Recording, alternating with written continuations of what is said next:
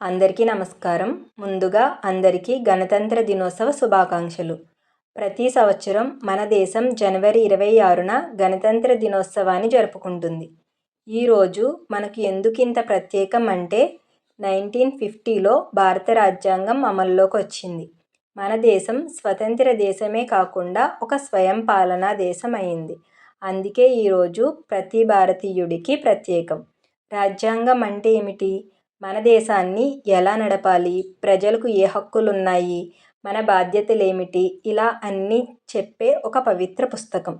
ఈ రాజ్యాంగాన్ని రచించడానికి doctor BR Ambedkar గారు చైర్మన్గా ఉన్న ఒక రాజ్యాంగ కమిటీ ఏర్పాటయింది.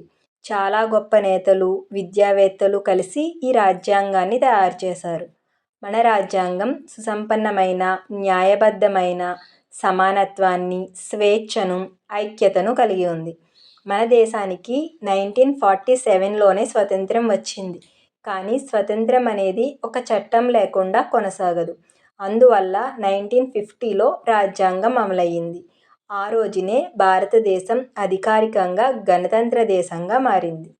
అప్పటి నుంచి ప్రతి సంవత్సరం జనవరి 26న మనం ఈ గణతంత్ర దినోత్సవాన్ని జరుపుకుంటున్నాం. ఈ గణతంత్ర దినోత్సవం మనకి ఏం నేర్పిస్తుంది? మనం మన దేశాన్ని ప్రేమించాలి, సత్యం, న్యాయం, బాధ్యతలతో జీవించాలి, ఇతరులను గౌరవించాలి, మంచి పౌరులుగా ఉండాలి.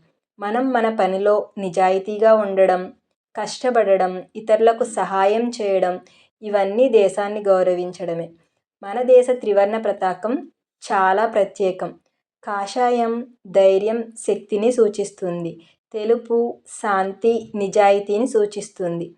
పచ్చన అభివృద్ధి, శ్రేయస్సును సూచిస్తుంది. మధ్యలో ఉన్న అశోక చక్రం మనకు ధర్మం, న్యాయం గుర్తు చేస్తుంది.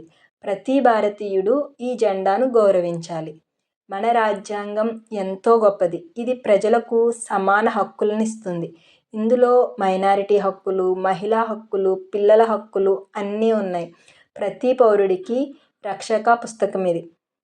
ఈ గణతంత్ర దినోత్సవం ప్రతి ఒక్కరికి దేశభక్తి, గౌరవభావన నేర్పుతుంది. మన రాజ్యాంగం మన గర్వం. మన దేశం ఎల్లప్పుడూ అభివృద్ధి, ఐక్యత, శాంతి దిశగా నడవాలి. ప్రతి భారతీయుడు సక్రమంగా, బాధ్యతాయుతంగా జీవించాలి. మన త్రివర్ణ పతాకం ఎప్పుడూ రెపరెపలాడుతూ ఎగురుతూ ఉండాలి. జై హింద్. భారత్ మాతాకి జై.